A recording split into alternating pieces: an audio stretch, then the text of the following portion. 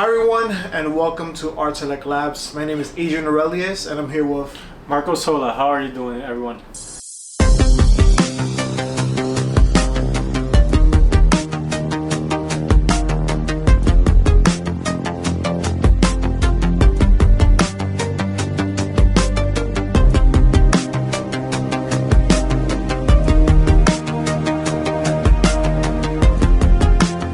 So guys, thank you for joining us today. We are really excited to start this new series, YouTube series that we're going to be emphasizing the importance of cryptocurrency, and what we want to do is provide a realistic guidelines into how to invest in cryptocurrency. Right now, only 7% of the global population is in crypto, and we definitely see this becoming 20% over the next few years, up to 2030. You want to add any points to that? Yeah, we're just crypto enthusiasts that we've had a long journey in crypto. Adrian has been in crypto since 2017, was it? 2016. 2016. I've been around since like 2019, 2020, at the beginning of the pandemic. So we're just trying to share our side of the story and help you guys along the way, because I know it is a ever-changing environment that there's always something new. You don't sleep at night, you are always reading articles, seeing videos, and there's always a new coin coming out, or there's always a new narrative coming out. So we want to gather all this information we've had over the years and share it out. Correct. And don't get me wrong, there's so many videos on YouTube on Bitcoin, on price prediction, on what to buy, what to sell. And again, our purpose here is we just want to make sure that you guys are making subjective and intelligent decisions. Because yes, again, like I said, there's many videos out there that are telling you to buy this or buy that, but can you trust that information? Is that information actually being researched? And we want to take the guesswork out of it. Obviously, we always kind of say do your own research, but we kind of try to give you a more subjective decision when it comes to investing and how to invest, and also what to look at. So what we decided to do is we created a company called Artilect Labs. Artilect Labs is obviously myself and Marcos, and within Artilect Labs is pretty much a Web3 company that is investing in crypto, developing within the TON, Solana ecosystem, and thinking about the future and how we can bring this more to the masses as a company. And then in the future, we kind of try to make this one of the biggest funds in cryptocurrency. Yeah, it's a difference between Web3 and Web2, I think, is the inclusivity of Web3 is more than Web2. Like in Web2, these companies are not really sharing and not really transparent with what they're doing. Mm-hmm. And they don't really build community. They're just, oh, I'm here, I made this company and this and that. But in Web3, we have all these communities that we could be a part of and share and make this a better experience for us, the user, and everyone that wants to learn about this new economy. So that's the whole point of the fund. It's like a community-driven company, like Adrian said, that can share a wealth of knowledge and a wealth of different ideas, and everyone can bounce up the ideas. It's not like a Web2 company, like for example Microsoft, Facebook is more like, hey, I interview you. It's more like formal, but it's also really, what's the word, like elitist. Like you need to go to this Harvard, Princeton, Yale, and there's nothing wrong with that. It will have people from all diverse cultures. Correct. It's just that it's more like inclusive, like it's not as exclusive as all these other companies. Exactly, and I mean, this is why we love Bitcoin. So Bitcoin can bring generational wealth to people that maybe didn't have the opportunity. And when we talk about the fund, when you think about regular hedge funds, think about the percentage of population that actually has a hedge fund. We're talking about the 1 or 2%.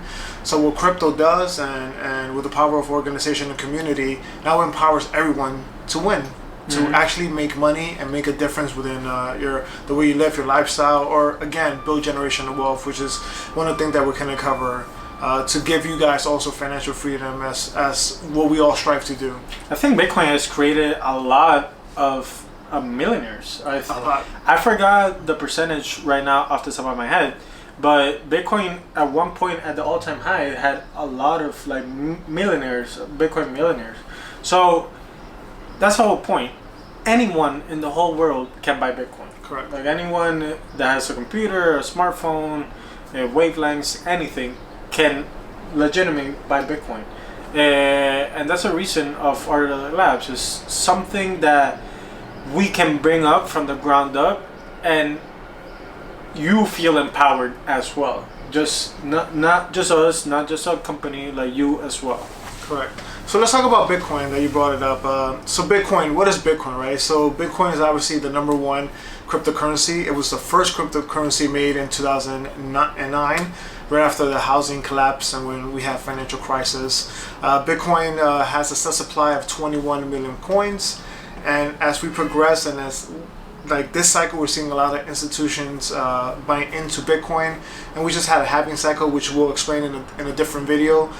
There's not going to be a lot of Bitcoins left. It's very minimal. So over time, and since 2009, the value of Bitcoin has been increasing exponentially. What was the price of Bitcoin in 2009? Probably 10 cents?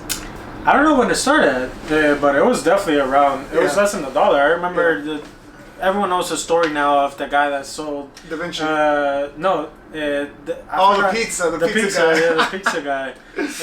I think he gave 10,000 Bitcoins, and he got 2 pieces worth, so that was like 20 something bucks. So yeah, like around 10 cents. I don't know. It's incredible. Yeah, it's incredible. So again, Bitcoin started about under $1. Bitcoin right now is sitting at $61,000. So just think about that increase. I think we're talking about a 1,000,000% increase. But the importance of Bitcoin, and again, just to know the point here, if I have a bar of gold and I want to go to another country, I have to bring the gold to customs. I have to weigh in the gold. I have to pay a certain fee to transport the gold. I may need security to send me the gold. But with Bitcoin, and just by using your phone, I have one phone here, and I can send any Bitcoins to any point in the world as long as they have internet access. And there's other solutions that are coming other than internet access, and we can discuss that in different videos. But just think about for that second. I could transfer $1 billion over the Bitcoin network in seconds instead of transporting billions of dollars of gold. That's going to be a hassle, safety risk, customs. It's just insane what happens. So Bitcoin is digital gold. It's going to be how we transact in the future. I mean, if you think about the future, like everything is going to be mobile, right? Everything is going to be automation. So that Bitcoin is going to be the global currency, and it's going to be the apex asset of the world in the next few years. And we're seeing that happen. So right now we're in the gold rush of Bitcoin. And not only that, think about it. You and me have Zelle or Venmo or Cash App. Yep. And I want to send you money as fast as I can. And I want to send you $1 million. Can I do that? Nope. You're limited. You're limited to a certain amount of money during the transaction. And not only that, you're going to send it to your bank account. How long does it take to deposit into your bank account? 3 to 5 business days. Yep. If you don't want it and you want it instantly, they charge you for that. Yep.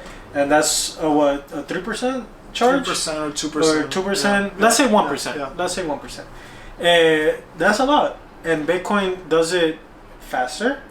And there's technology being built. Sure, it's not the fastest. It's not like, say, a Solana that does 1,000 transactions per second. I do think eventually we'll get to a point that it is faster. And they can do that with a Thunder network. Lightning network, they already started doing it. I mean, if you and me exchange money through Lightning network, it would be infinitely faster. Okay. Also cheaper. I just sent you some money, some Bitcoin recently, and it took, I don't know, 15 minutes, and it was like a $4 transaction. So think about that. So think about it. That's the real value of Bitcoin, being able to transaction and move money around decentralizedly, right? Yep. So I think again Bitcoin is going to be very important. Of course, since Bitcoin doesn't require banks, you're going to get a lot of negativity, governments that don't or oppose it, because they want us to stick to a monetary system, but why would we stick to a monetary system where we're just printing out money? Right now, the United States is in $32 trillion in debt. That debt is going to increase, and I think it's $100,000 a day that we're printing. It's just insane. Yeah, but if you want an economy to scale and grow, you need that. You need people exchanging money to build and create. That's how you say this apartment that we're on, it was built on debt, and then you repay it back. My problem with the debt that we have now is that the debt is, we're in an undisclosed part of the United States right now, and if I tell you what's happening, you'll really know. But that money is being spent unwisely, I believe. They're helping immigrants. That I'm not saying they shouldn't, but they should prioritize the people that pay taxes and the people that work hard and do all this and are not here for the short term. They're here for the long term. The people that have been here for the longest time. So I don't mind the debt ceiling or the printing of money if it goes to the right cause. But it's not, and it's being sent to the military, Israel, Ukraine, Palestine. Is being sent all over the world except for the people that need it the most. And I think that's the biggest issue. Because Bitcoin does not have the issue. Bitcoin, we don't know, we don't know who Satoshi Nakamoto is. There's not one entity that controls Bitcoin. Correct? There'll only be 21 million ever created. There's probably a lot that have been lost. The passwords have been used already. So there's a lot of dormant wallets that have, they may turn back on, they may not. But that's the beauty of it. I don't mind the debt and the printing of money, but it's just not the correct way. If you don't have a backup plan, like when we were backed by gold, or before that, when the dollar first started, it was backed by coins. So, like silver and gold. So, yeah, Bitcoin to me is one of the best inventions and the best technological invention that has ever been created. Of course. And that's the thing, right? So while the United States is printing money, you have the BRICS nation that might be using Bitcoin to back their currency, and that's just a lot. So we're going into uncharted territory. Michael Saylor said it best. In the next 10 years, starting this year, we're in the gold rush of Bitcoin. And when I say Bitcoin, I'm talking about cryptocurrency in general. So, yeah. Yeah, and my last point. The value of the network is all the computers that are used to power the network. Correct.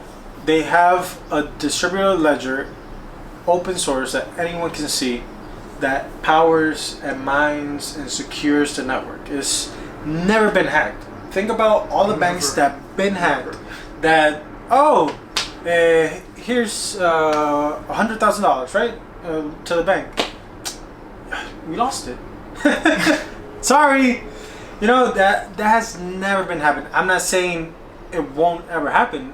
We were talking earlier that there's hackers, there's stuff, but the Bitcoin network has never been hacked. And I personally don't think it will ever be hacked. I don't know. Technology keeps increasing, keeps evolving, so they might happen. But some of the biggest cybersecurity apps are being created right now on Bitcoin, on the Bitcoin network. So it's interesting. I don't know your thoughts on that. Yeah, I mean, I think the next step for Bitcoin, or what could be a possible concern, is quantum computing, because obviously it computes at 1,000% more than a basic computer or anything that we've seen ever. So maybe that could be a concern, but I'm sure that the people behind Bitcoin, the people that develop on it, will adapt to that when it's here. So I think Bitcoin is always going to be secure no matter what. So amazing. Perfect, guys. So, guys, again, this is an introduction to Artilect Labs. Again, we're going to go into deep conversations. We're going to talk about the projects that we're working on. We're going to talk about crypto portfolio, how to invest, what to invest in, what to look into the market. And we might even talk about other issues that has to do with geopolitical, politics, things that are happening across the world. So I thank you for coming. Please subscribe, because your support is going to be heavily needed here. Yep. And like the video, comment any topics that you guys wanted to discuss. You know, it could be anything we want. We're well diverse in the crypto space. So, and if we don't know it, we'll research it and then talk about it. Absolutely. So, like Adrian said, like the video, comment, subscribe, and we'll see you on the next one. Thank you. Thank you.